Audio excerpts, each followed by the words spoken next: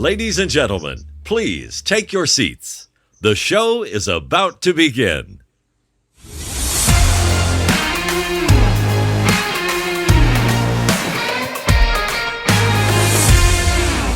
G'day everyone and welcome to Season 2, Episode 7 of the Giddy Up podcast. My name is JT or Justin Tippett and I'm joined by the 3-time Paralympian, 4-time World Championships, 1 Commonwealth Games, 2 books author and dad of 4, Mr. Don Elgin. Welcome, Donnie. Oh, JT, I love this. Oh, what we did in the intro is we said Season 2, Episode whatever we... 7. But we didn't say... Take 48. Wow, we have had a rough start tonight, haven't we? Bloody hell, mate. We've got thunderstorms coming through Melbourne, and I don't know if it was that or we just pressed the wrong buttons. It's probably us, but we got here. Mate, I did everything but strip in between going live before and starting now. So, now, anyway, good thing is for everyone, I'm still fully clothed. Fantastic. Well, if you're listening to the live podcast, welcome. If you're picking this up on your walk or your run or in the car and listen to it a bit later on, welcome. We love all types listening to the show. And Don, of course, I gave you that big wrap up, mate. Of course, all the sporting achievements that you've had, a list, bloody arm long. But, mate, there is something that, this is your choice, mate. And I just got to sort of say that from now on, mate, I can't refer to you as Don Elgin anymore. Oh, what have you done? Well, mate, I just follow instructions, mate. Just have a little excerpt from last week's show. From now on, I'd like to be referred to as the Love Machine. The Love Machine. So welcome, Donnie, the Love Machine. It's great to have you on board. Oh, the Love Machine is back in the house, baby. Excellent. All right. Well, we've got heaps of stuff we want to get into in this show, so I reckon we might just get straight into our first segment. Now, Donnie, record, JT. Oh, record. I'm on it. I've actually, believe it or not, I've actually got that one right for once. So our first segment. Weird, wonderful, and wacky. Well, it is going to be about the weird, wacky and wonderful stuff. But, Donnie, before I start getting into our first weird and wonderful, wacky stories, and we've got a few from around the world tonight, one thing I did want to bring to everyone's attention is they can win some bloody cool prizes tonight. Oh, mate, better prizes than we've ever had before, even though it might still sound very like it's always sounded, very awesome. Tradie.com vouchers to the tune of $150 if you don't mind. And Tom M, some cracking gear there. All they've got to do, JT, is be a great contributor to our show tonight. So what we want is a bit of interaction. Of course, we've got the show prepared for how we want to do it, but we love the listener input. So anyway, what we're hearing from the punters is they need a keyword to get on the big wheel of fortune, JT. That keyword tonight from our government officials is bubbles. Bubbles? All right. Bubbles. So when you hear bubbles... What do you got to do, JT? All you got to do is just write the word bubbles in the comments and got to get in quick, and you've got about 2-3 minutes to get in, and what we'll do is we will draw the big prize wheel later on, and the name that spins up wins a $150 Tradie.com voucher. The other prizes tonight we've got from tomm.com.au are some awesome electronic prizes, so we've got great prize tonight. We might hear from the sponsor, Dan, a bit later on, tell us exactly what it is, but all you got to do is just contribute. So whether it's a great comment, you ask a question, whatever it might be, Donnie is going to select the winner at the end of the show. So great responsibility goes to you tonight, Don. JT, I've got my little scribble stick here, and a big shout out to Jude, who's jumped in from Queensland. So we're G'day, Jude. There we go. Let's JT. Just give you a bit of shining light there, Jude. We'll get you up on the screen. There we go. Yeah. We love looking at our listeners. We'll keep popping up the good comments up on screen throughout the night. There you go. Makes it nice and big. Throw you in the middle there, Judy. Look at that. So welcome. Miranda did ask if I got a funky background. Well, I am glad that you asked that, Miranda, because, well, I do, but I just couldn't decide which one to go for. So I thought I'd put it out there to the listeners tonight. Oh, nice. And say, well, what should we go for? Now, last week, as you know, I went for some bricks. Thought we'd go the old brick. It's always good to have a bit of a brick. But, it's cold and wet down here in Melbourne tonight. So, but I thought I could make it a bit more tropical, Donnie. Head down to the beach. I'll have a look at you. Go, yeah. So we go to the beach, or I could just jump into my little castle down here. There's lots of options. Could pretend I've got a home office that actually looks half decent. So lots of options when you're on the green screen. So I'll leave it to our listeners to decide which one they want to go. I'll stick with the home office for now because that's where we are. Hey, JT, I've got an idea. Maybe just next week I could bring in a macrame from the Elgin Macrame, mate. The beautiful bride has launched What's she done, mate? And, she's been doing bloody weaving and all that sort of stuff over the last few months. I said, mate, what are you up to? You just a bit bored? She goes, new business, Donny boy. Love machine. Oh, it's nice how she refers to me. She's never referred to me as a love machine yet. Anyway, she's launched this, and it was bloody fantastic, JT. The orders are going gangbusters. There's wine holders, there's pop plant holders. I love it. So I'm going to bring something in for you, but for tonight, it's a listener's choice for your background. So jump on the comments, knock yourself out, and JT will decorate as required. Fantastic. Do we have an underwater scene? Asked Miranda. No, we don't. But we could always have one for next week. So, all right, let's get into this. Going, JT, you might have yeah, that's exactly right. All right, so we're going to get into some of the weird stuff. We love bringing you all the weird and bizarre stuff that we find from around the world. And, well, we're going to start off with something that I think needs viewer discretion, Donny. Oh, no. Oh, no. Is this a story based on some body parts, JT? Well, it does involve the body, Don. You're right. We do like sort of delving into the bit of the weird medical stuff every now and then. And this one again comes from the land of all things weird and interesting. Sometimes back in India. Now you remember we had some footage. I think it was last week or the week before of the ants that were growing in that little girl's ear, and we actually had the video of them taking it out. That was freaky stuff. But this one we've got a 17-year-old, Sweetie Kamari, her name is, and we've got some footage of her stomach because they removed something a little bit weird, Don. What might this be? Hair. What? In her guts? Yeah, she was eating her hair. Jesus. What, like full-blown sitting down for a meal, eating her hair? Just munching away in between the time. Now, she was having a lot of stomach pains, and they did an ultrasound. They thought that she may have had a tumour, which is obviously wouldn't have been a great result for a 17-year-old. But no, not ideal. Anyway, they decided to get in and end up being a 6-hour surgery because she suffers from it's a rare disorder, and it's actually called Rapunzel Syndrome. Rapunzel, Rapunzel, let me down your hair, Rapunzel. Yeah. So it's basically when a person excessively chews their hair over several years, and it basically causes a build-up in the stomach, in the intestines. Now, this was the largest accumulation of hair he's ever seen in a body in his 40-year career. So if you're a bit squeamish, I might suggest you might want to look away now, but we have got the footage here. So that is the hairball that you're looking at now that was removed from her stomach, and pretty graphic, right? Pretty incredible. So no wonder she was getting stomach pains. So, okay, it's off the screen now if you didn't want to look at that. So what do you reckon, Don? Well, what'd she do, JT? Send down just munch on a comb, a brush, send down some, scrunchies? Hey, when you're hungry, mate. You just got to go for what's nearby, and your hair's always near you. I don't know, mate. It's a weird one, isn't it? Mate, what do they call her? Kitty for short? Because cats get fur balls all the time. We could probably take a good. We would take some. What do you call it? Some recommendations for nicknames. Maybe that's a couple of good comments to win as contributions of the week this week. Now, Don, of course, we always love to get in a bit of an animal story again. And, I want to introduce an animal this week. Where are we? Here's a good picture of this little guy here. Now, this bear, his name is Papillon. And he's been recaptured and returned to his wildlife enclosure in northern Italy. He escaped on the 27th of July. And he's a 4-year-old bear. And now he's in a 9,000 square metre enclosure. So it's a pretty big damn enclosure. But he broke through an electric fence and even more mesh fencing to actually get out. Can you believe that? He's given it a fair crack. And but it was not the first time he's done it. He's actually escaped before. So, yeah. But this time they learned they put a tracking collar on him this time. So at least that was a little bit smarter. But guess how long it still took him? Couple of days? 42 days, Donny. And he had a tracking collar. Oh, no, they weren't using Telstra, were they? Now,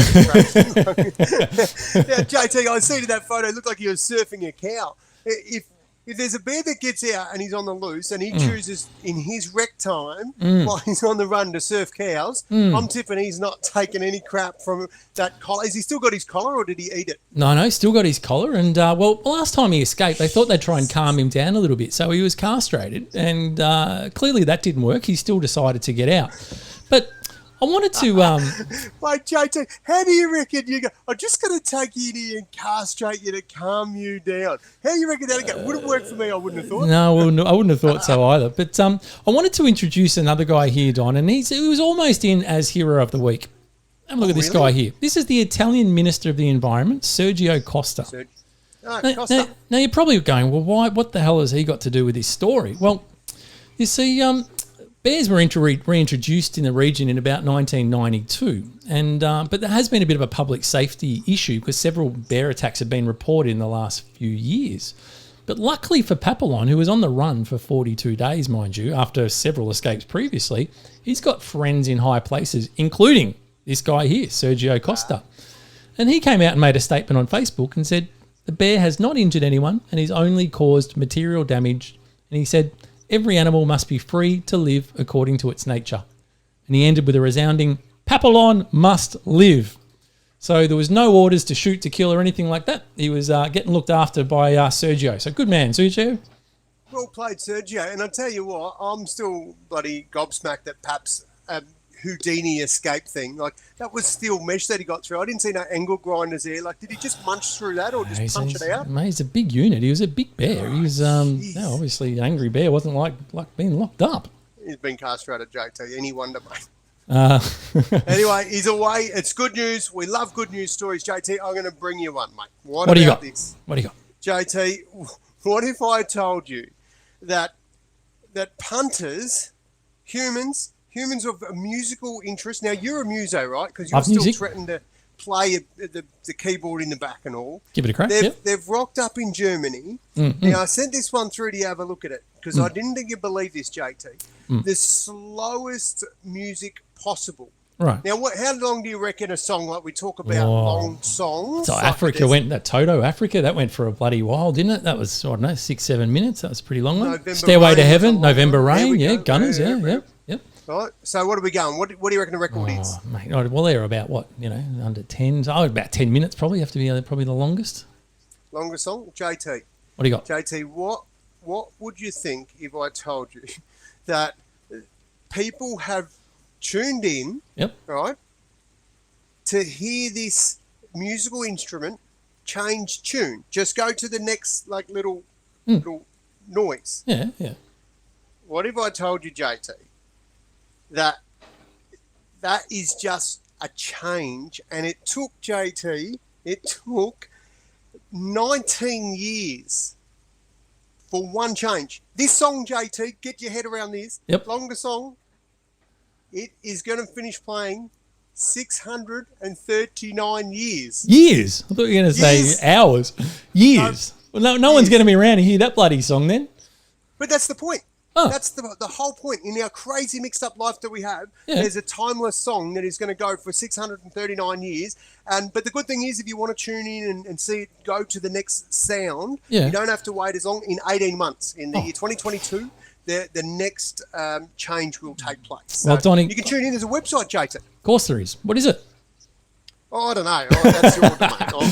I just know this. I just love that extra bit of research that you go to, Donnie, and just bring that shit to the listeners. Because good news though, Donnie, I've actually got video of the note change. I'm not even surprised. Yeah, of course I have. And I tell you what, I'm not going to play it. I actually had to speed up even the highlights package of this because it went for way too long. So this is the video of the actual note change that we'd been waiting. Was it 19 years to see? So check this out now.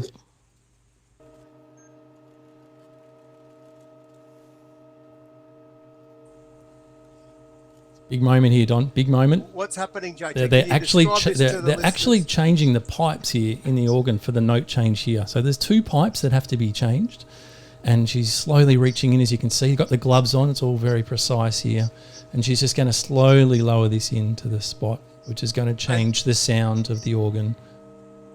So that's how the sound changes. Correct. There we go. So there's the first change. That was a big moment. Still one more pipe. I had to speed up 8 times here. Donnie said we're really, really fast. It's all happening. And then here goes the second pipe. Slowed it down. This is still 2 times because it was still going way too bloody long. So we've slowed it down here. Second. You know why, JT? Bloody exciting. This mob will get sped it up. Here we go. 8 times. Here we go. And then this is it. This is the moment. Here we go. And the big. Here we go. Watch them. Big bow. Ah, bloody fantastic. Woo! How good's that, Donnie? What do you reckon? That's some weird shit, mate. I reckon people are getting paid to do that, and they're getting paid. JT, we're in the wrong job. Ah, bloody hell, can you believe it? And the technical thing, they said the piece represents slowness during a fast-paced era and a symbol of confidence in the future. JT, I'm going to adopt that way of life from now. I'm going to slow it down, get two people to hold my pipe, and I'm literally going to say, no, it's music. It's life representing art, JT. Unless you guys go for the drink. I love it. Now, our next one now, Sizzler. Who didn't grow up in Australia and were gone to Sizzler at some point in time, right? I mean, you just go there and you'd gorge yourself on all the food. Donnie, were you a Sizzler fan? All you can eat, mate. Yes, sirree. Still going in Queensland, aren't they? No, mate, they're gone. Done. So sad news. Sizzler has pulled the pin. They're out of Australia. So everything is closing down. But one of the staples, Donnie, of Sizzlers was the Sizzler Cheese Toast. They used to line up. That was the big thing. You had to go and get the Sizzler Cheese Toast. Now, of course... I've got to be honest. Never I had was more of an ice cream man myself. Were you? The salad bar, well, there we go. Nance ripped the one for the salad bar. She's a fan of that as well. That was good, like up until COVID. Then no real sort of community salad bars were a hit. But it's a big thing. Oh, we've still got it in Thailand, says Ev. Well done, Ev. Still got them in Thailand. Well, this is going to help because they're parting gift to Australia, Don, because they're gone and people can no longer get the cheese toast. They've actually released the recipe. And people had speculated about what it was for years, but we've got it, Don. What, you got the recipe for Sizzler? I literally have the recipe. I'm going to put it up on the screen now for everyone who's watching. Is this under, like, the Colonel's 7 secret high herbs and spices? Well, it'd be surprised. It's actually not that secret. It's not that hard when you actually look at it, but here it is. Cheese. Oh, yeah, it looks nice. For those who are listening and not watching, you just need thick sliced white bread, pecorino cheese, and margarine. And all you do is combine the equal amounts of margarine with the pecorino cheese, mix it to create a paste, spread the mixture on one side of the bread, throw it in your frying pan, cook it on low to medium heat for about 60 seconds, and job done. JT, that gift is the equivalent of buying me a pair of thongs, mate. No bloody good at all. What do you mean? This is you're not going. Come on, mate. Oh, what? I thought you'd be all over that, Tom. No, that's a shit gift. They're shutting up shop and leaving the country. Like, open the joint up, give it to the homeless, do something. Like, here's a recipe for cheese toast, mate. You're a harsh man. But, well, speaking of harsh, now we know that there was a big topic going around the world around Black Lives Matter. It's still obviously happening a lot. But part of the fallout for that, if you like... Well, that's right. I worded that bad, didn't I? God, that'll be me. I'm gone. But one of the things that it did force a lot of change was some names to some products, Don, where they were seen as controversial. So we covered that right throughout the show. Didn't we? Did we what? And can you believe that... there's now been a new announcement here, Don, that Nestle owns the Red Skins and Choccos. They've now got their new names. It's out. It's out there. Well, JT, I knew they were going to change the names. I didn't know what to, but I tell you what I did. As soon as I found out that they were not taking our advice and bloody leaving it alone, but they were changing it, I decided that I would run down, right, and buy me some Choccos and some Red Skins. So much so, JT, I had to do it twice. Because first time I did it, I thought, I've got myself some collector's items, right? Yeah, here we go. So Chicos and Red Skins, yep. Yeah, the sad bit is this is the 5th time I've bought collector's items, JT. I keep bloody eating them, so I've got to put them I suffer the same safe. problem. Wow, so I've got a graphic, and here we are. We're going to just put it up. I'm going to find it now. Where is it? Bloody hell! One of them Redskins. Here we go. So here we are. Redskins are now going to be known as Red Ripper, and Chicos are now going to be known as Cheekies. Oh, that's fair enough, JT. I'm sure anyone who has ever grown up with Redskins is going to have say Redskin when they want one. I'm sure that it's not just, okay, we'll do the right thing and change the name so everyone all of a sudden, doesn't refer to them as Redskins. But, good luck to them. If they're changing it and it makes the world a better place, then who are we to argue? I'm waiting for some more there, Don. I just can't believe you said all that. I'm trying. You're really holding your breath, aren't you? JT. I am. It's... seriously, mate, that one there, it's got me. I tell you what, this is when I would say well done to, who was it, Nestle? I would say hats off. If they pulled out the new branding and did a recall of all the old ones and changed it overnight, then I would say, you got me. Now you're backing it in. But instead, when are they doing it? It's happening now, Don. It's released. But isn't it hitting the stores in February or something? Oh, somewhere around there, yeah.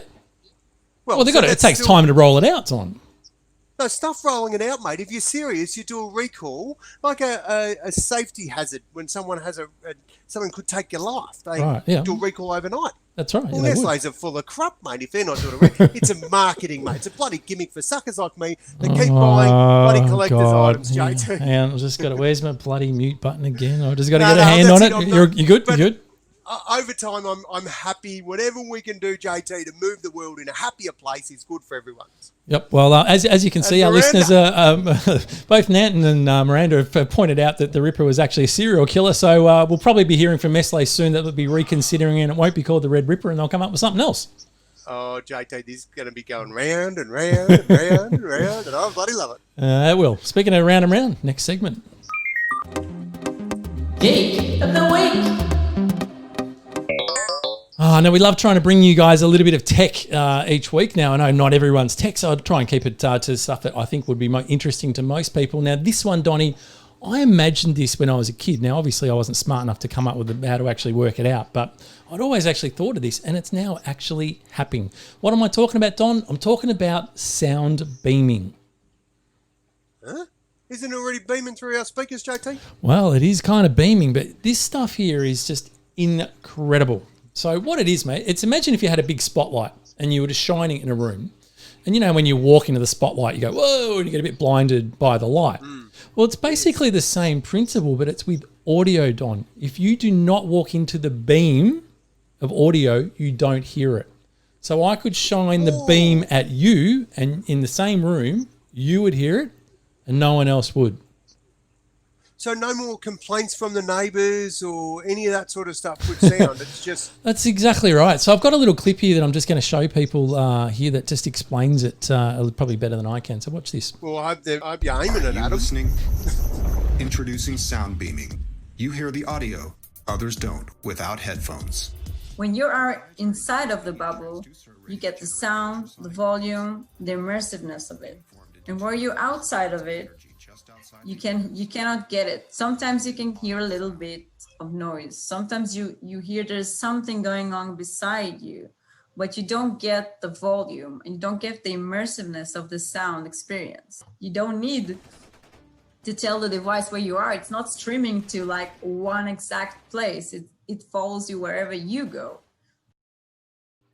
What do you reckon? Oh, well, that's different again, JT. So the sound that follows you around, JT. It can, exactly right. So if you move around the room, it basically just follows you around as well. So you could use it in an office environment and you could only be on your desk. That sound could only be going to your desk as an example. It is incredible.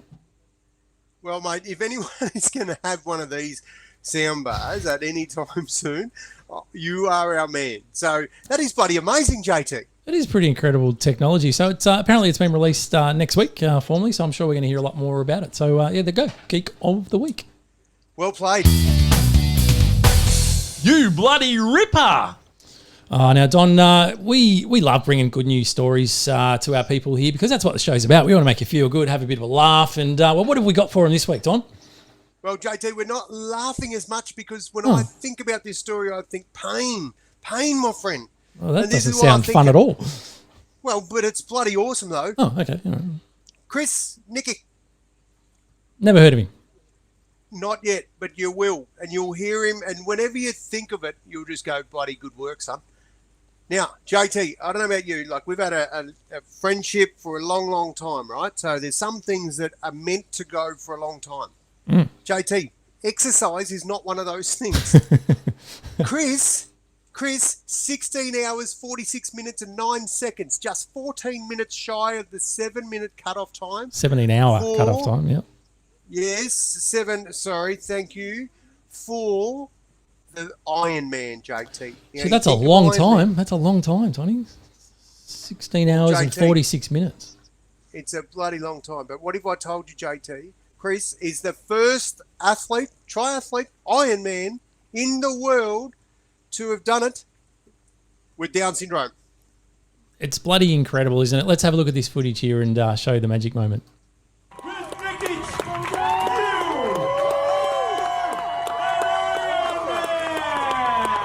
This is the sound of history in the making. 21-year-old Chris Nikic just set a new Guinness World Record, completing a 2.4-mile swim, 112-mile bike, and 26.2-mile run in 16 hours, 46 minutes, and 9 seconds. I just exploded. Despite a few obstacles like falling off his bike and getting stung by fire ants, Chris kept going. He does everything with a smile and he never quits. Dan Grebe, Chris's coach, was there by his side throughout the entire race, making good on a promise to Chris's dad. I said, Nick, you've done an amazing job with your boy for 21 years. Just give me him for 17 hours, and I promise you I'll return to you an Ironman. And greatest honor of my life was keeping that promise. What a bloody awesome story, Donnie. Hey, I tell you what, JT, when we bring some good stuff, we bring them really big. That is big. Like, seriously, 112 miles, like, to cycle, and, of course, the swim, 2.4 miles because he did it in America, and of course, the 26.2 miles that he ran for the marathon, which is 42K for all our Aussie listeners. But, mate, that's bloody impressive. That is super impressive, JT. It is an awesome effort. So well picked up, Donnie. That is a great story, and I'm sure you're right. You are going to hear a lot more of Chris Nikic in the future. And what I love about it too, JT, is you know what he did with his medal? No. Gave it to the woman of his life. Gave it to his mum. There we go. Jeez, you got to love that. You got to love that. Now, the other good news, of course, that we had, if you are living in Victoria, officially as of today, which is Sunday, as of 11:59 p.m., you no longer need to wear masks outdoors. Well, JT, there's one exception to that. If you're participating in Movember and you've got a shit moustache like I do, keep wearing a mask. It's not looking bloody good, your mask. I mean, your Mo there, it's looking a bit porn starish. It's going bad. Now, of course, our next episode, Don, is where, well, you know, I'm going to have one hand on the mute button because each week we just let you loose and hear your pick of the week.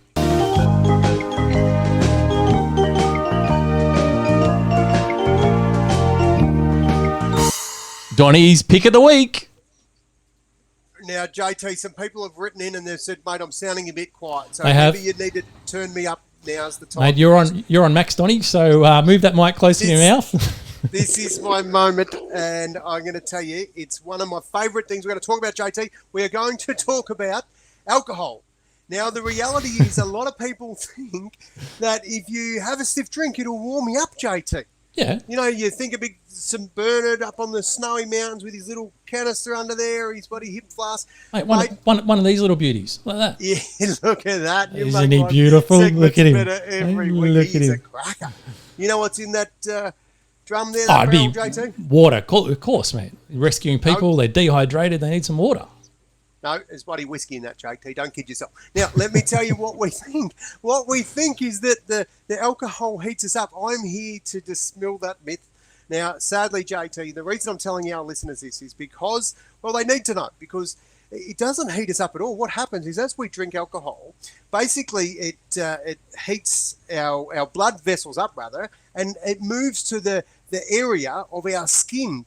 And the whole idea then is that our body doesn't heat up. It's just the heat transfers to a different part. It goes to the skin, of course, then our body knows to start sweating so that we can cool down. So in actual fact, we cool down quicker. And then, JT, get this. People, JT, have mistakenly believed that they are getting so hot because they're having a drink that they're getting their gear off and they just walking home from a large night out, right? And it's cold, so they've had a couple more. And because they've shed a few layers of clothing, they've actually gotten themselves a bit of hypothermia. So, JT, as we cruise into this silly season, I'm just giving our listeners some heads up. Alcohol will not warm you up. I know it's revelation, and some people won't believe it, but it's true. When I found this, JT, I stopped because I thought, oh, that's crap. Surely every time I drink, I'm sweating and stuff. But no, true story, it doesn't. So there you go, mate. There you go. You heard it from now on, I'd like to be referred to as the love machine. There you go. You heard it from the love machine himself. Alcohol doesn't warm you up, but it's actually true. We reported on this show, literally, I think it was a couple of months ago, about a lady in Ireland, and a true story, died.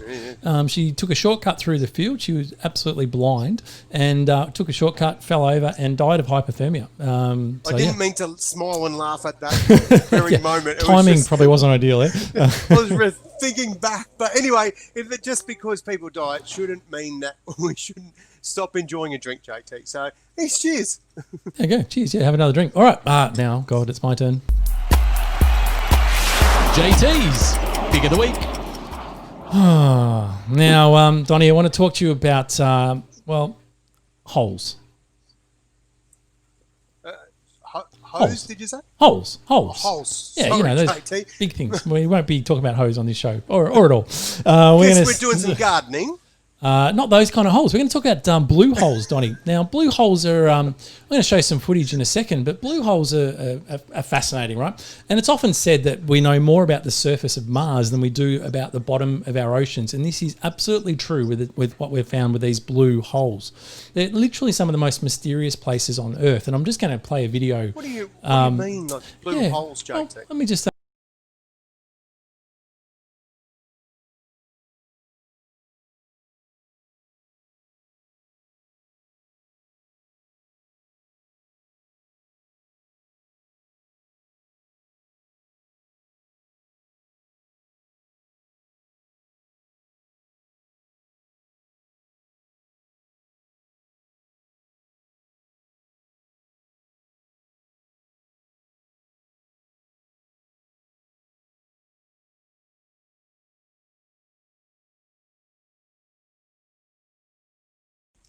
Sorry, we lost a bit of audio there, so we're back. So what you can see there is the blue holes and what they actually look like from an aerial view. And so what we've basically found is they were actually above Earth at one point. And as obviously oceans rose, and eventually they've been underwater. So they're actually very popular dive spots, but they're also very deep and very dangerous. And literally a lot of people have died actually going down blue holes. So I wouldn't recommend it, but they're fascinating.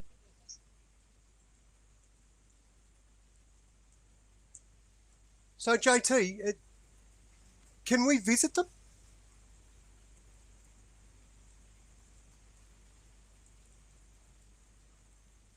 This is amazing.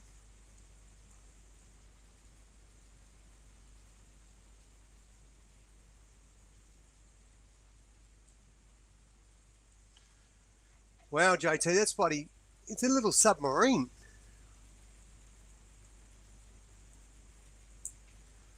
We've lost JT. Looks like it's just Donny Boy. Well, no doubt he'll be back soon. But well, I hope he's back soon. Well, I should be back soon. There we go. Hopefully, you didn't lose me too much, and you're hearing. We lost you, JT. We thought you got in the bloody blue hole. Was that you being? I was in my dive. I was in my dive gear already. Right, I was ready just to go. Boom, down we go. But it was I don't know where I cut out. But yeah, the famous one's in Belize, and that was in 2018. Some of that footage and then there's another one in Egypt in the Red Sea. And they reckon there's been about 130 to 200 divers have lost their lives in a 15-year period there. It's been very dangerous, and that's even for well-trained technical divers. But absolutely stunning when you go down there is marine life and a whole bunch of stuff that you see that you wouldn't see anywhere else. And they reckon they're often about 10,000 years old, some of these things. JT, when I'm looking at that picture, I like to think I'm a big old macho man, but I see that big dark blue patch in the boat. I would be shitting myself, mate. Like it's not my cup of tea. Yeah, well, I know diving's really not your thing, as you know. I'm a qualified diver, and I love it, and so I do love it. But even that's stretching. I wouldn't go down that deep, and I'm not a big fan of cave diving at all. I've had a few near misses myself, and nearly didn't make it up. We might save that for another conversation. I've literally nearly died twice scuba diving already, so I don't know if I'm game enough to go in another cave. But JT, it is incredible. I've got to any sort of diving, and my depth is at the float in the tank. It's about this much, and I'm floating, and I love it. So can't wait to get back. But no, you can get your bloody dive blue hole, mate. That's yours. So there you go, blue holes. We're going to get on now to. We've got some cracker stories in our bizarre news segment. Bizarre news stories.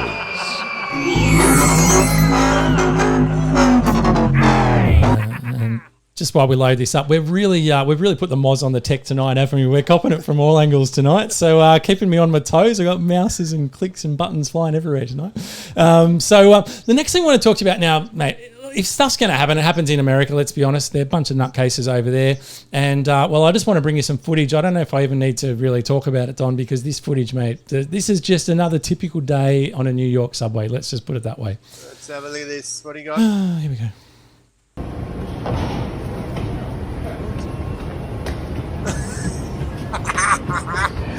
Explain this, JT. I don't know if I can.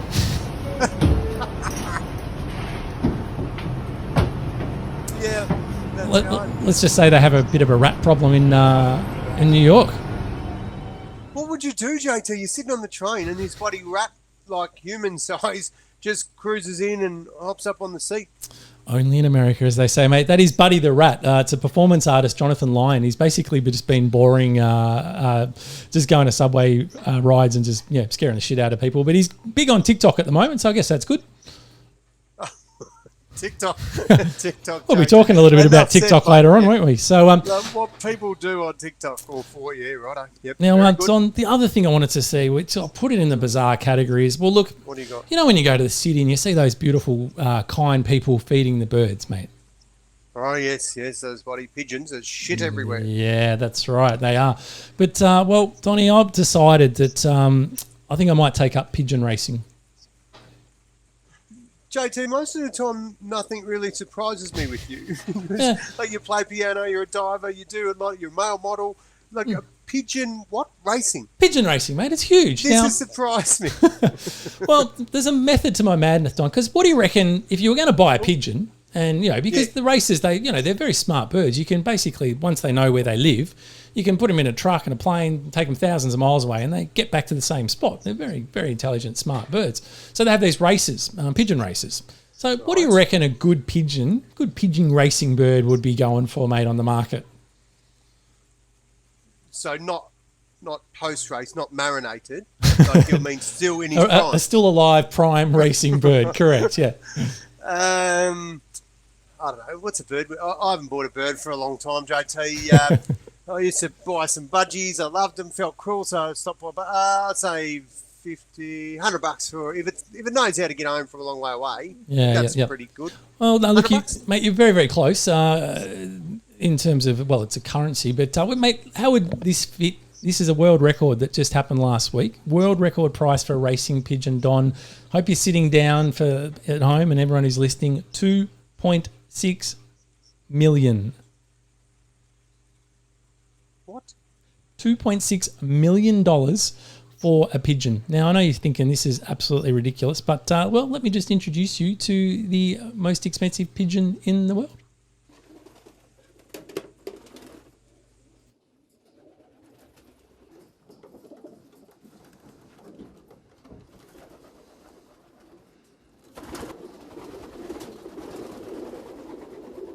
The pigeon Kim is very special because she's very young. So we can still breed, or the buyer can still breed many years from the pigeon. And she is bred by a very famous pigeon racer. There you go. $2.6 million pigeon. Next Kim, his name is. And mate, you're on board now? Well, JT, I don't mean to be a pigeonist, but when you walk into that aviary, geez, full of birds, how do you bloody know which one's worth 2.6 and the other one's worth $10?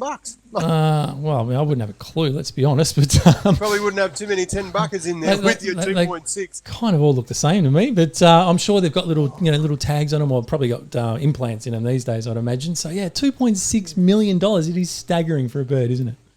JT, I would only hope that if I owned that pigeon, that it's shit gold.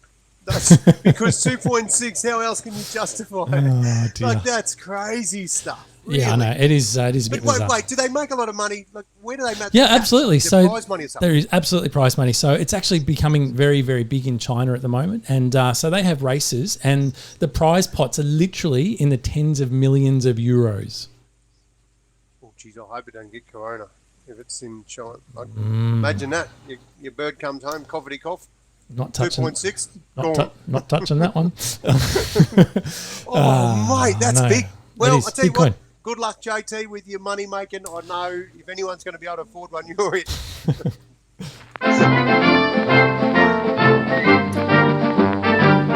Once upon a time. Oh, yeah. So this is where we just look back at some amazing facts in history. Now, the first one's just a very quick one, but I'm going to put a picture up here of someone that, well, let's just say hasn't got a good reputation, probably known for, murdering millions of people, let's be honest. I'm talking about Hitler, Tom.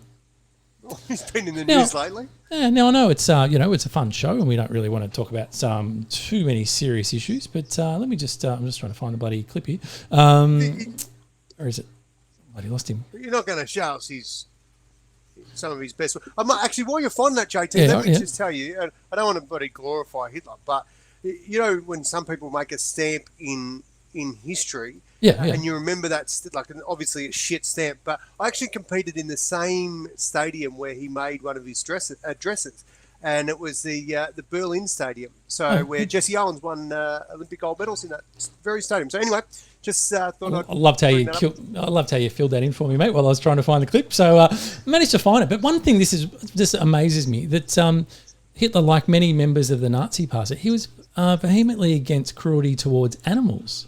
And he was a strict vegetarian. Holy crap. So you're telling me the guy that was one of the worst people mankind's ever known was against... Hey, is this where they get that bit about serial killers are always... Like they love animals? No, I don't think that's a link there. But here's a photo. This is literally a photo of Hitler with a couple of his dogs. It's quite staggering, isn't it? When you think of... you would never join the dots there, would you? As someone who was just literally, mercifully killed millions of people, and yet he was absolutely against any cruelty towards any animals and was vegetarian.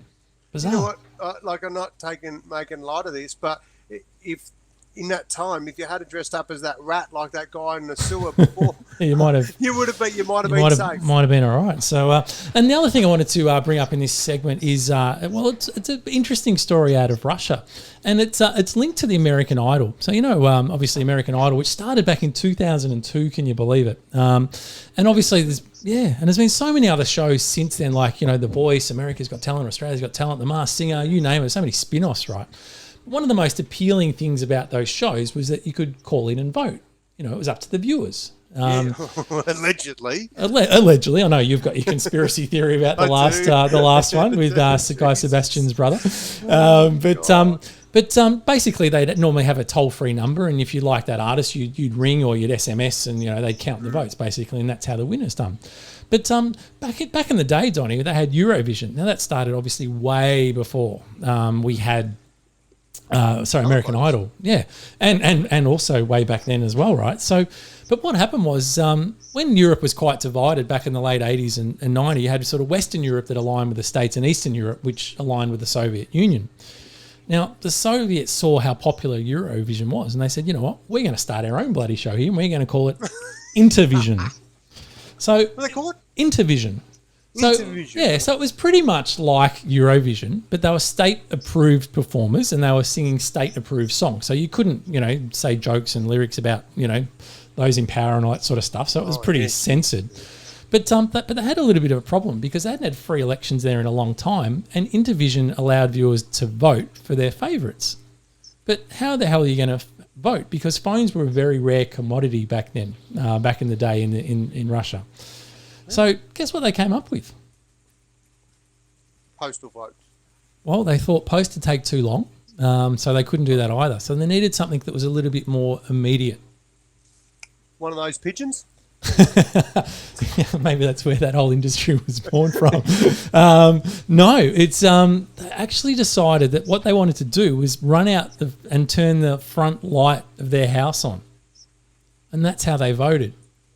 Really? Now, I think now what you're thinking is, well, how does that help? Is someone actually going to go around and count how many bloody lights are on, right? But no. What they did, the Power Authority, they looked at the consumption graphs by times. And if they saw an increase in the power use at the time that they said to vote for that winner, that's actually how they counted the votes. Well, I tell you what, that is bringing the whole nation together, isn't it, mate? Maybe that's why a lot of governments have sold off the power companies, is they were corrupt and bloody rigging Eurovision contests. So there you go, an interesting... that's some weird shit you bring us, JT. That's what I like about you. What we try to do. All right, let's look at these little punksters, the Gen Zs.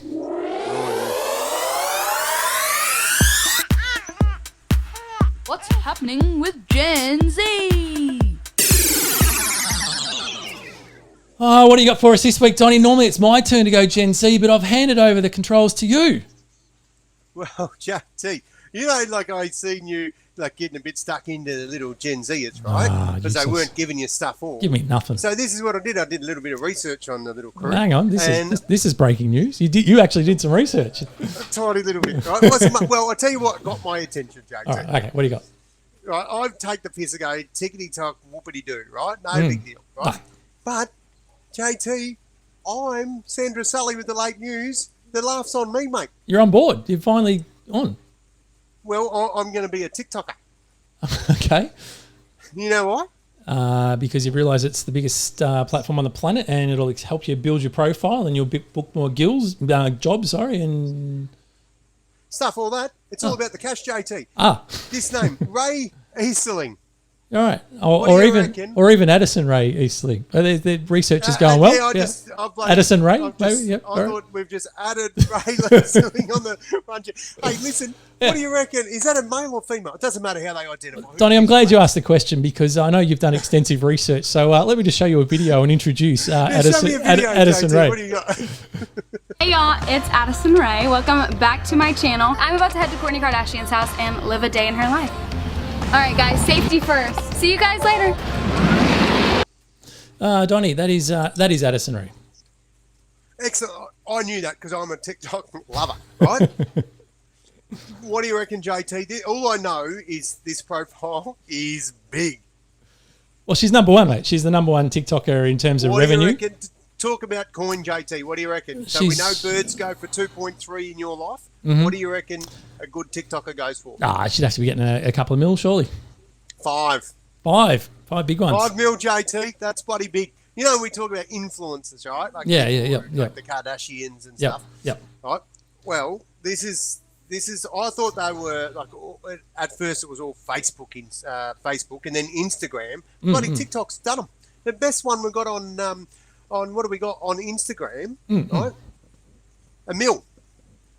Okay, so let's because what I loved on is the amount of research that you really do go into for this, and it's really easy when you get a little bit out of your comfort zone, like talking about social media, for example. So, and then what we also have over the top of it, as everyone would know, is we put together this very extensive run sheet that gives us guidance on what we're meant to talk about, and on that run sheet, Donnie, you would see that we also had sisters that came in at number 2 and 3 on TikTok. Where are they? And they were yeah. So 2 sisters take up the spots number 2 and 3. That's Charlie and Dixie D'Amelio. Holy shit! Have a look how much they're making. Yeah, they're doing all right. So let's have a little clip and introduce Charlie and Charlie and Dixie. Hi, I'm Charlie, and I'm Dixie, and Hi, I'm Charlie, and I'm Dixie, and welcome to Hi, I'm Charlie, and I'm Dixie, and we're on set of our Pop Sugar cover shoot. There you go, mate. That's all you need to do. 4 million for Charlie a year and 2.9 million for Dixie. Donnie? You're shitting me for that. Yep. JT, we do that every time we try and put a bloody show together. Yeah, I know. We're doing it for free, dickhead. Accidentally. Oh, my God. I know. Get me some pigeons. It's not bad. But you're right. Going on to Instagram, Don, but the one... Let's go Instagram. That's my forte. That's my platform. But let's make it really clear. There's one very, very big difference between that 5 million for Addison Ray, who's earning 5 million per year, and the top 10 list on earning celebrities on Instagram, number one. Get to that, JT. Per post, mate. There we go. Per post, yeah. Per post. See, that's what I was going to say. Like, if you just do it, if you only do 1 post a year, then, you want to be The Rock. JT, you know, and I know The Rock. We've got a lot in common. Like, I'm human, and that's about where it stops. You're about the same size, you're male models. Same age. More hair than The Rock. Same age. Same age, you. Yeah. Well, just quietly, you're not cutting it. Because The Rock on Instagram, mate, I know. for 1 post, 1 large JT. That's not bad, is it? Just for a post. If you want to, 187 million followers. that's probably what you need to do is get some followers first, and then that ups your weight. I think I've got about 100. I'm slightly off. What do you reckon you'd get per post, JT? Nothing.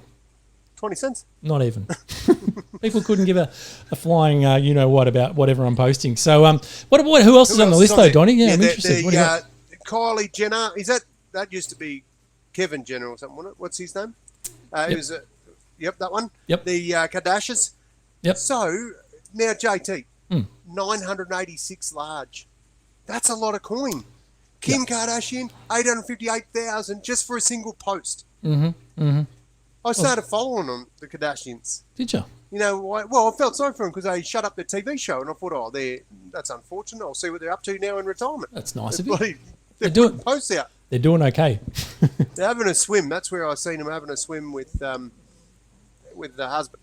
Yeah, it's not bad, is it? So there's lots of names that you'd expect to see. The Kardashians, Ariana Grande, Selena Gomez, Beyonce knows, Bieber is still there, Taylor Swift, Lopez, Nicki Minaj, all pulling big coins, at least 600 grand a post. So it's not bad, but they literally have over 100 million followers. So obviously when they post something about a product, it has an immediate effect, and it's pretty good return on investment.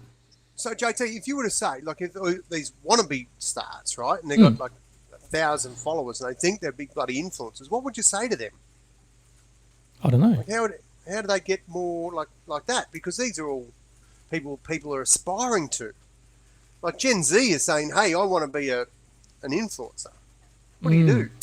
Well, they do want to be an influencer, but I think it's like most things, whether it's acting, whether it's sport. The reality is there's a lot of people that play sport. There's a lot of people that do acting, and it's a very, very small percentage that get to that kind of level. So have a backup plan. Good at what you do. Have a backup plan just in case. Get a job. Now, Donnie, we're going to talk about things down under. You bloody mongrel.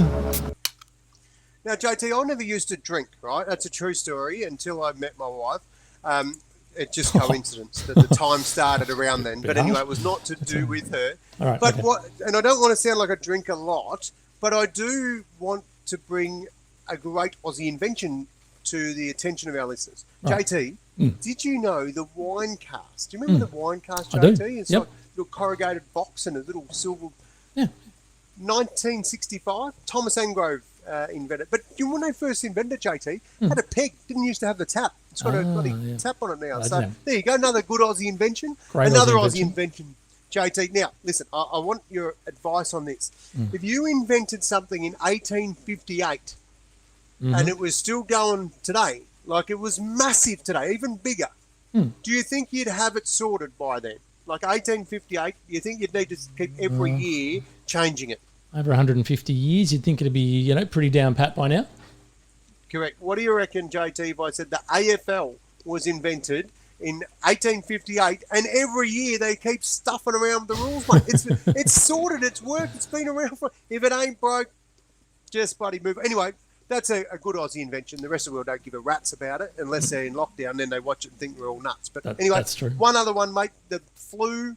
Remember the flu, JT? Yes, well, it was bloody clearly. influenza, mate. It was another pandemic. It was wiping out a lot of people back in 1918 and 1919. Between 20 to 40 million people died, JT. Wow. That's a bloody big number. Like that's wiping out Australia, bang, with the old influenza. Well, you know why, Donnie? They didn't have face masks back then. That's correct, JT. That's right. Until in 1996... Monash University and the CSIRO developed the bloody influenza vaccine.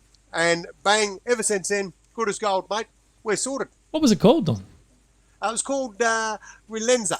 Excellent. There you Nailed go. it. That's just off the top of my head, Relenza. That's the I one. love Yeah, it. I was trying to think of which vaccine it was. That's the... Very, very good, Donnie. There you go. So 3 fantastic Aussie inventions, the Widecast, Aussie rules, and the flu vaccine. Nice work, Donnie. Now we're going to go straight into the life hacks.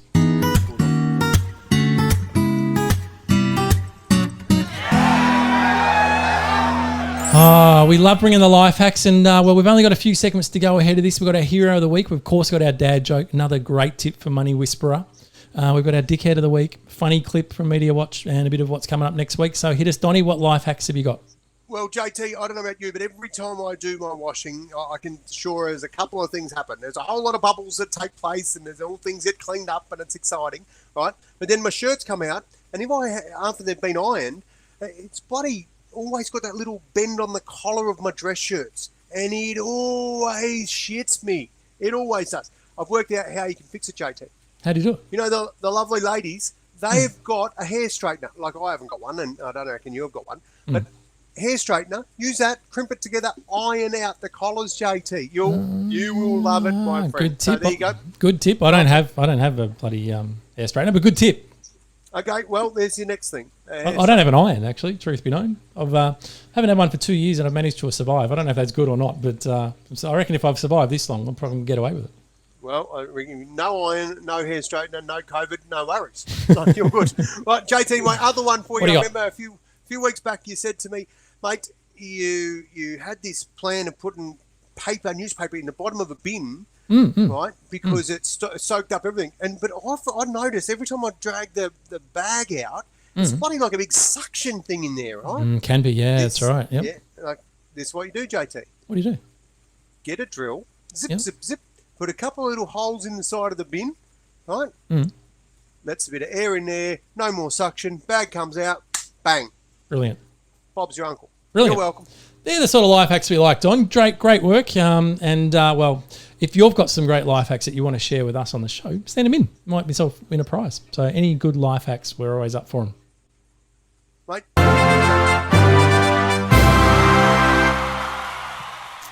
JT, and I have to bring to your attention, mate, something really awesome. Oh, what do you got?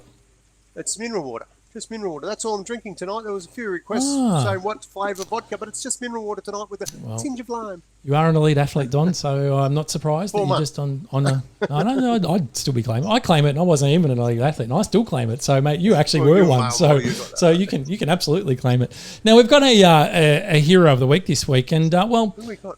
Well, we just show you a photo. I think that's probably the easiest way to do it, because you'd sort of just got to look at this to go, I wonder who the actual hero is. So just bear with me 1 second while I again lose heroes. it. They come in all shapes and sizes. Here we go. Capes. This is our hero of the week. It's either Luke or Alan or both of them. Borian, I think that's how you pronounce their surname. But let me tell you a little bit about this story. Tell us, Don. JT. Well, Luke and Alan. Yeah, see, Luke, mate, obviously with COVID, it's changed sporting calendars, and when grand finals should have been, everything's been pushed back a little bit later. And the lovely Luke and his wife Ellen were planning their wedding, and they'd left plenty of time to, pretty confident they were going to get through the finals, of course. So they made sure that there was plenty of room time. There was even time to go and have the the after party at what do you call it, Donnie? The going away, reception. There you go. No, not reception. No, when you go off the end of junket, end of season junket, there was time for that. There was time for everything there, so they could just get their wedding. Footy trip away, JT, or the honeymoon up and running. We've got a cat running across the screen. Oh, hello. And anyway, so they had all the time that they'd left for it. But what had actually happened is, of course, Corona came and the wedding was all planned, and all of a sudden, what are the odds? The final was right on the wedding day.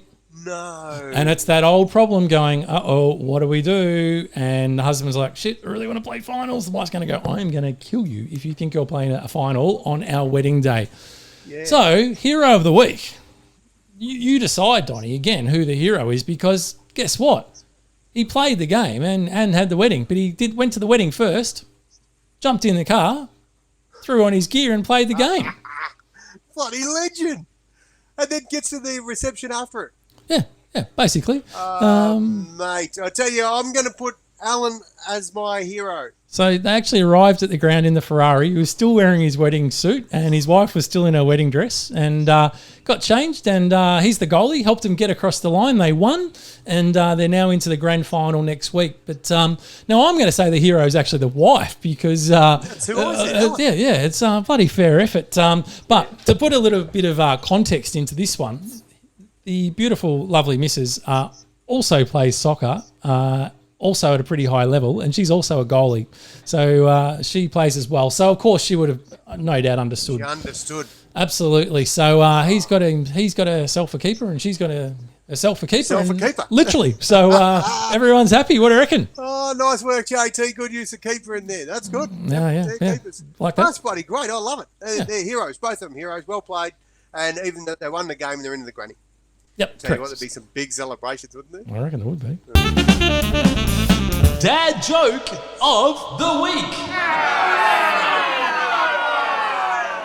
Now, JT, I always ask community service, do we send the kiddies for milk tonight, JT? No, we're safe to go tonight. And I say that with not a lot of confidence because I had to rejig one of them a little bit. But we're good to go. I'm pretty happy. I'm pretty comfortable with this. So now our first joke, Don, is I've got to cue the this is you got some sound effects. Oh yeah, we got the effects. We've got to get this going. So there's a couple by the name of John and Margaret, and they're having breakfast one morning when Margaret looked at John and said, "John, I'd like to ask you a question." And he says, "Sure, honey. What would you like to know?" And she said, "John, if I died, would you remarry?" And John's gone, "Margaret, that's crazy. I mean, why would anyone ask such a question? Let's just talk about something else, you know?" She's like, "But John, I'd like to know, would you remarry if I died?" He's like, "Honey, that's just crazy talk. I'm just simply not going to answer such a silly question." But Margaret persisted. And eventually, John just grew frustrated with her. He said, "All right, okay, Margaret, okay, have it your way. Here's what I'd probably do. I reckon I'd wait a while, but eventually I'd remarry. Now there, are you happy? You satisfied?" She says, "Well, thank you, John." But after a little while, Margaret said, "Well, but John, if I died and you remarried, would you sell the house?" John thought about it for a bit and then he thought, "Well, no, I don't reckon I would sell the house. I like it here and there'd be no other reason for me to sell it. But John, if I died and you remarried, would you sell our bed?" He says, "Well, Margaret, I've never really given it any thought, you know. Just off the top of my head, I'd have to say I really like our bed. So I guess my answer is just no, I wouldn't sell the bed." He said, "But John, what about my golf clubs? You wouldn't let her use my golf clubs, would you?" And he says, "Well, why, Margaret, of course not." He says, "What kind of question is that? I wouldn't dream of her letting you use your clubs. Besides, she's left-handed anyway." Oh, oh, JT. Oh, no. Like that one, Donnie? Yeah, that's fair. Well, yeah, but bloody Margaret's not going to... That's good, JT. Do we go another one? Do we give the punters another one? Yeah, give another it a one? go. Yep. All right. Here we go. Love my ducks, and it's another duck joke. So a duck walks into a pub and he orders a pint of beer and a ham sandwich. And the barman looks at him and says, "Hang on, you're a duck." And the duck says, "Well, I see your eyes are working." "And you can talk," explains the barman. "Oh, I see your eyes are working, ears are working too," says the duck. "Now, if you don't mind, can I have a beer and my sandwich, please?" And the barman says, "Oh, shit, certainly. Sorry about that." So as he pulls the duck's pint, he just says, "Well, sorry, mate, we just don't get many ducks in this pub." He goes, "What are you doing around this way anyway?" And the duck says, "Well, I'm working on the building site across the road." He goes, "I'm a plasterer." The flabbergasted barman just can't believe it and he just wants to learn more. But he takes the hint when the duck pulls out a newspaper and just starts to read it. So the duck's reading his paper, he's drinking his beer, he's eating his sandwich, he pays up, says goodbye to the barman, goes. But the same thing keeps happening for 2 weeks. And then one day the circus comes to town. And the ringmaster comes into the pub for a pint and the barman says to him, he goes, "Mate, you're with the circus, aren't you?"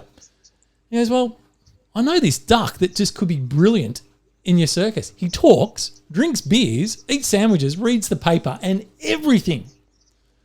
And the ringmaster's like, "That sounds bloody marvellous." He goes, "Here's my business card. Get him to give me a call." So the next day, the duck comes into the pub and the barman says, "Hey, Mr. Duck, I reckon I can line you up with a top job, paying really good money."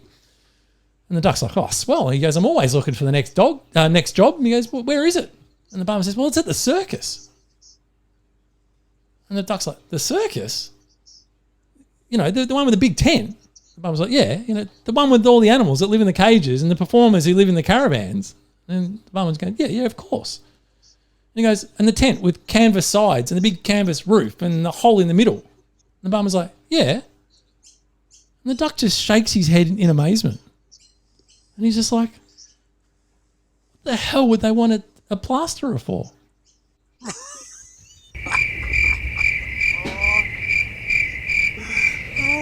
very good, JT. That's a bloody clever duck, JT. Very, very, very, very clever duck. Now, Speaking of clever. Yes, exactly. Speaking of clever, each week we do bring you a great tip from the Money Whisperer. He's been on the money literally with his tips, so we're going to get straight into his tips for this week. G'day guys, it's the Money Whisperer here with the weekly update on all things money and finance.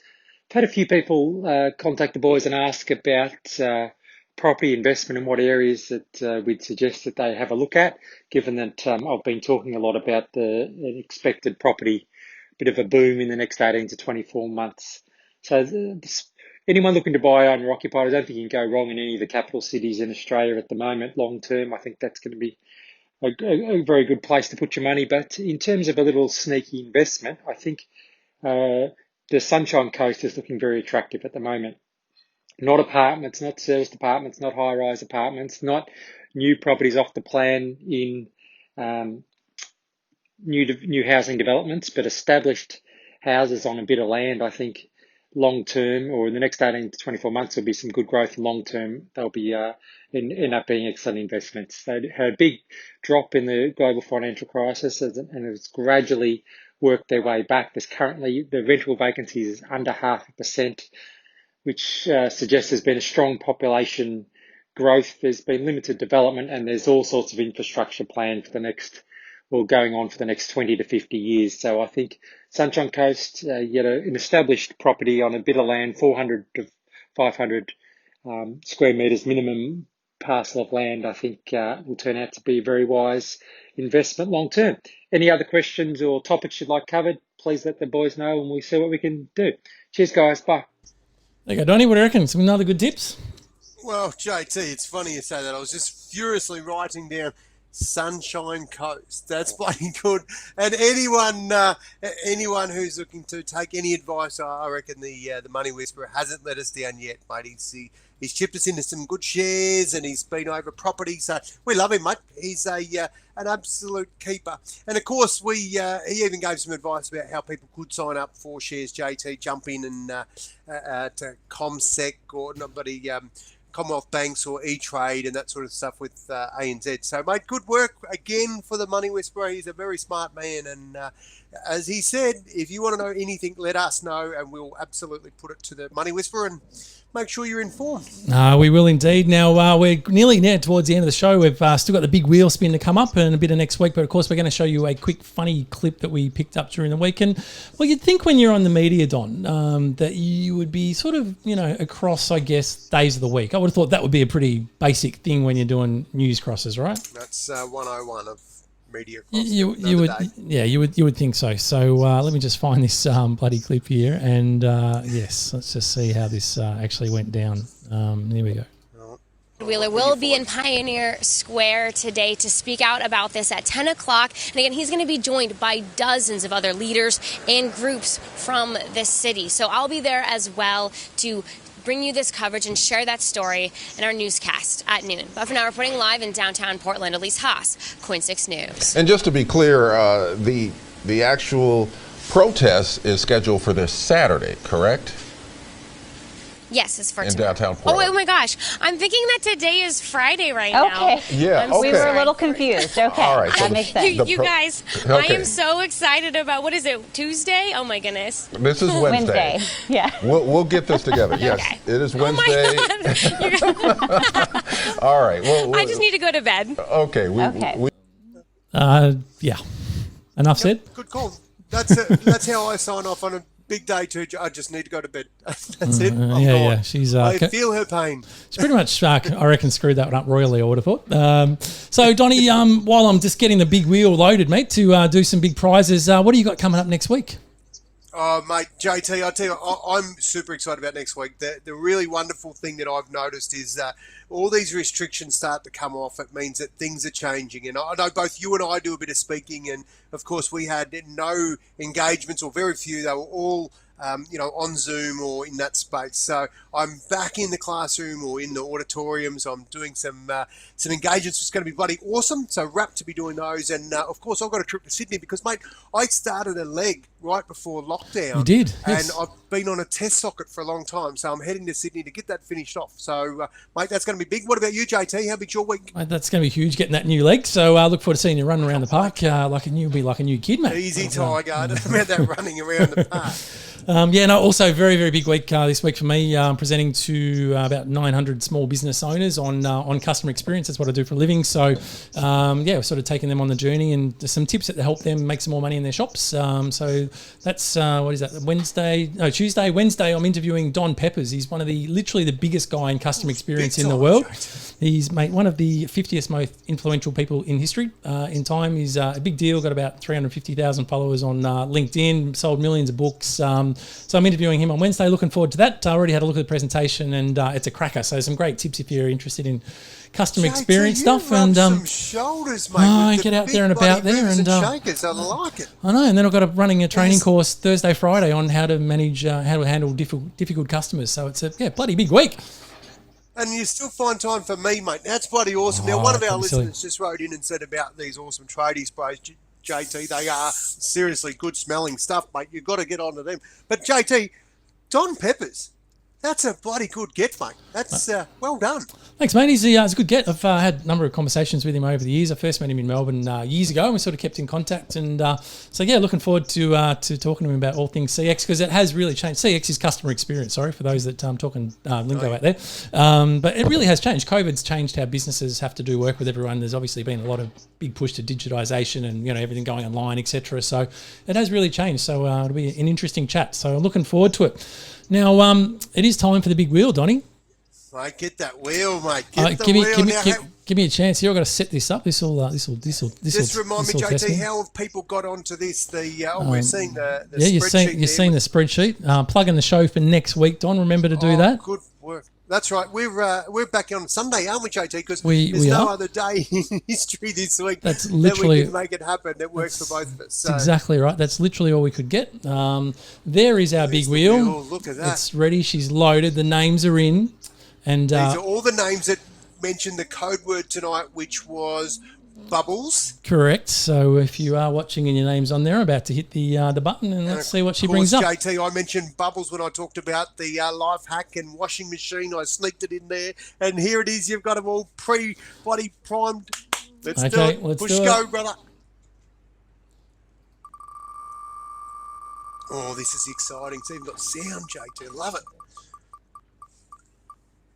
Right, here we go.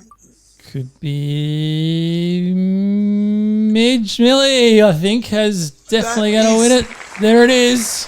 Mate, I tell you what, that is Midge. That is big time. I don't know if you can bloody rig this or not, JT. You've been asked for it a few times, but it's bloody Midge's birthday. So there is the cheers are just gone up in the house. No one will believe that is not rigged, but that's bloody impressive. So genuinely thank you, not rigged. Well done, mate. That's probably taken a bit of pressure off because otherwise I would have to buy a really expensive present. So congratulations, work, Midge. That's an awesome. We did. If we could rig it, that would have been the perfect outcome. I can't. Well done, Midge. You picked yourself up $150 tradie.com voucher. Now, of course, the other prize, Donnie, is for our best contributor of the night. Now, have you been taking some notes? I've been writing down, mate, and a big shout out to Lynn and to Nance, Sandra and Dale, like a lot of contributing, and I love that contribution. They've just been chiming in all night. It's been awesome.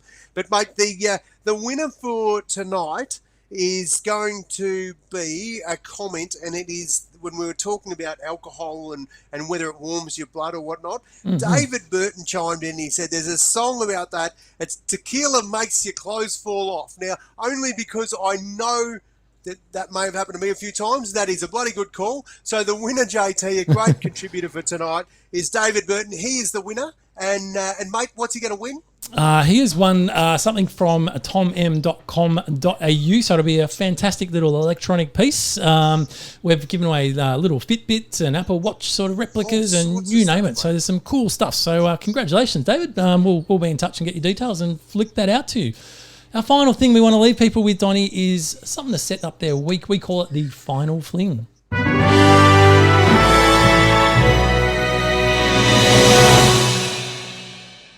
JT, now we talk about, and we spoke it at the start of the show, about putting anything we can do to make the world a better place.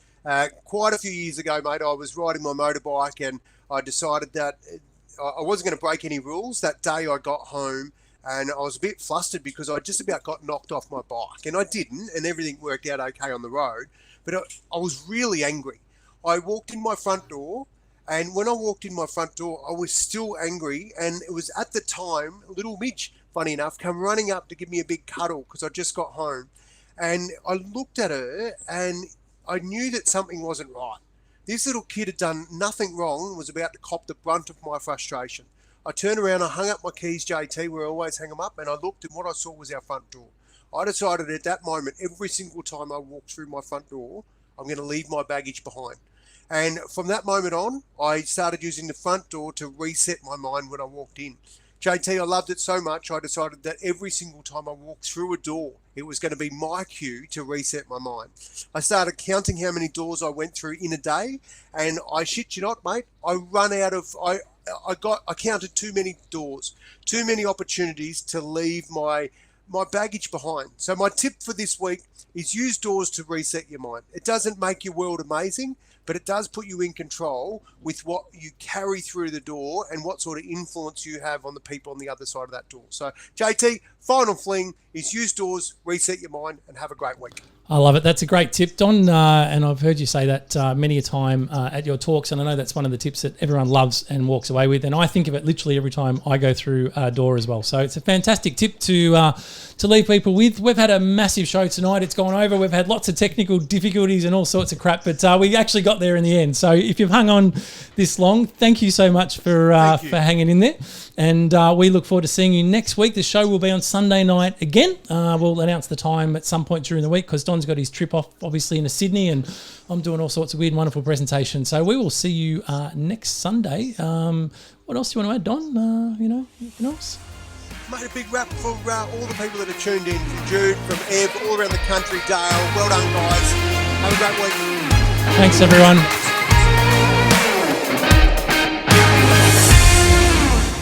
Giddy up.